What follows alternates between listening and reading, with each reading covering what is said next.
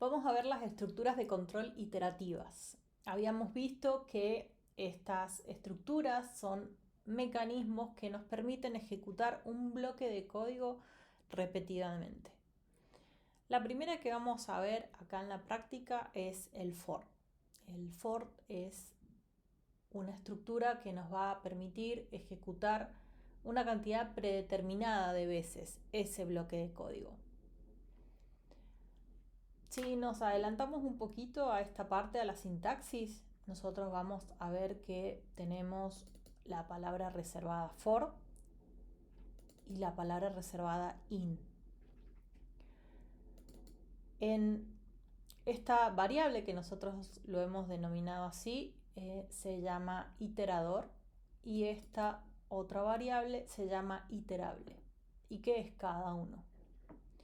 Un iterable es cualquier estructura que nos permita acceder a cada uno de sus elementos.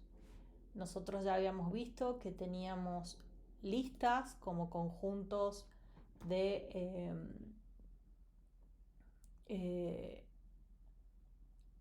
elementos, las tuplas, los diccionarios, las cadenas o también objetos que son generados con la función range, que también son listas, pero nos permite hacer contadores y un poco explotar el for de una manera que, bueno, ya vamos a ver más adelante. Eso es un iterable, es cualquiera de estas estructuras. ¿Sí? Cualquier estructura que yo pueda acceder a sus elementos uno por uno. Y esta variable que nosotros vemos acá se llama iterador. ¿Y para qué nos sirve esa variable? Porque nosotros, para operar sobre cada uno de los elementos que leemos del iterable, necesitamos guardarlos en una variable auxiliar que en este caso se llama iterador, y lo vamos a poder acceder en cada vuelta del bucle que nosotros estemos ejecutando. Vamos al primer ejemplo, que es, vamos a iterar sobre una lista. Acá nosotros creamos una variable con una lista de elementos que son rojo, amarillo y azul. Nosotros vamos a usar la palabra clave for. Vamos a crear una variable, fíjense que no está declarada previamente, se declara en la misma estructura del for. Voy a usar el in y el nombre de nuestro iterable, que en este caso es colores. Fíjense que hay una convención que se utiliza mucho, es que cada uno de los iterables o cualquier colección que nosotros creemos tiene que ser un sustantivo plural, ¿sí? Colores, frutas, archivos, cualquier sustantivo que nosotros usemos, pero en plural para que nosotros al leerlo ya nos demos cuenta que es una colección, que yo voy a tener más de un elemento. Y también por convención se utiliza que nuestra variable, nuestro iterador en el for, sea el singular de este plural. ¿Por qué? Porque también nos va a ayudar a nosotros, cuando leamos este código, a identificar que nosotros en esta variable vamos a tener un elemento individual de nuestra colección. Siempre los dos puntos, no se olviden que es para indicar que inicia el bloque de ejecución de esta estructura, y la indentación, como siempre, para determinar cuáles son las líneas de código que se van a ejecutar dentro del bucle. En este caso es un print simple donde nosotros vamos a mostrar por pantalla cada uno de los colores en cada una de la iteración. ¿Cuál es el funcionamiento del for? Básicamente, mucho del manejo de la iteración nos la va a hacer Python por detrás sin que nosotros tengamos que hacer nada. Cuando por primera vez ejecuta el for, tiene internamente Python tiene un índice que se va moviendo en cada uno de los elementos. Yo voy a decir que en mi primera ejecución me posiciono en la posición 0 de la lista. Acuérdense que Python numera elementos desde el 0. Entonces va a asignar ese colores sub 0 a color. Entonces mi primera iteración cuando entre acá va a imprimir rojo.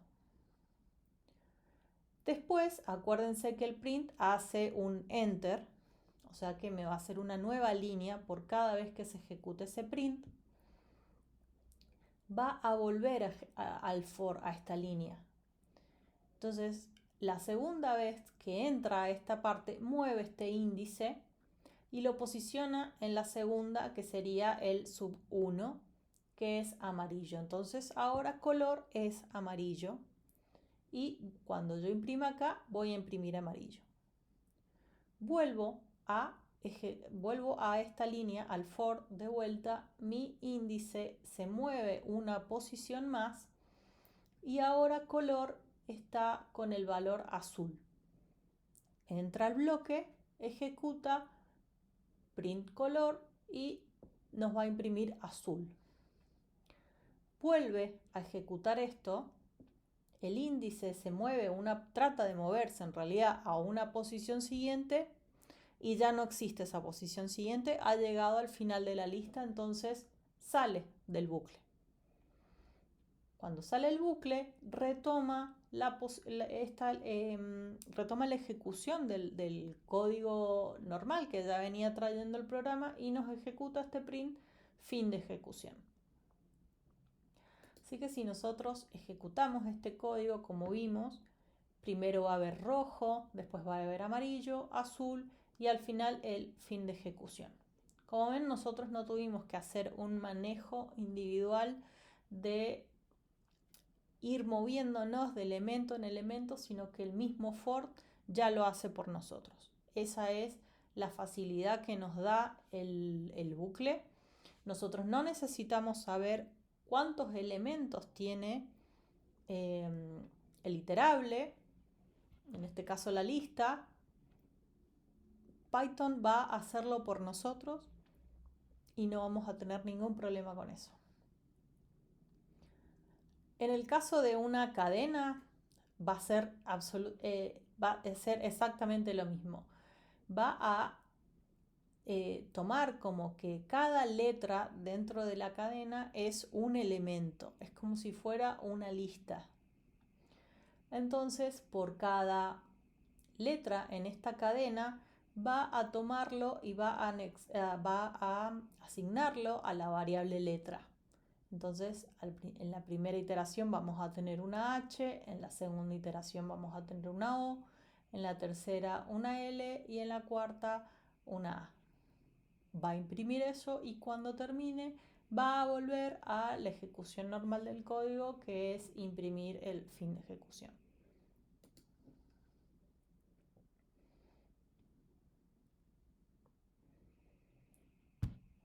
En el caso del diccionario, yéndonos a casos un poquito más complejos, nosotros vamos a crear un diccionario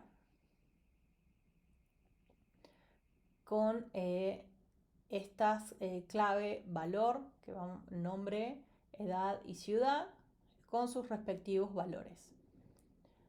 Entonces yo voy a definir que mi iterable es el diccionario y mi iterador se va a llamar clave. Entonces, cuando nosotros hacemos esto, va a tomar en cada uno de los elementos del diccionario la clave. Entonces, lo que yo voy a hacer va a ser imprimir la clave seguido del valor que tiene esa clave. Acuérdense que para acceder al valor, que este es el valor de un diccionario, yo tengo que aportarle su clave utilizando los corchetes. Después va a iterar por absolutamente todas las claves de ese diccionario y me va a imprimir el par clave-valor.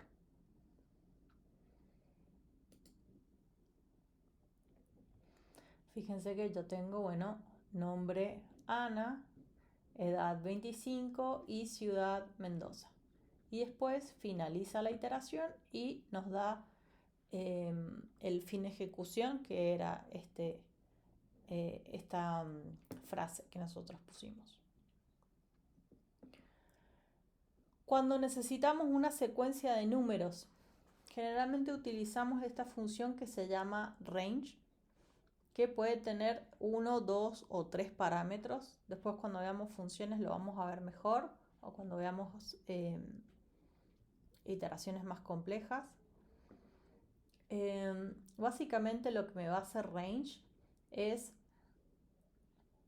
me va a producir una lista de valores desde el 0 al 4. Acuérdense que este valor 5 es el número, pero no está incluido. Y si yo no le paso el parámetro desde el inicial, va a empezar a contar desde 0, 1 en 1. Pero bueno, eso lo vemos después.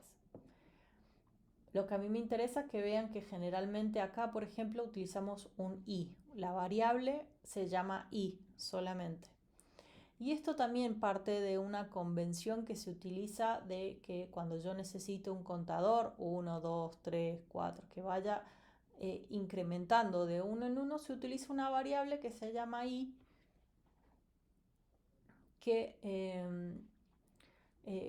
cuando ustedes vean ciertos ejemplos, van a ver que muchas veces se utiliza IJK en anidaciones y todo lo demás, pero siempre son valores numéricos que yo voy incrementando.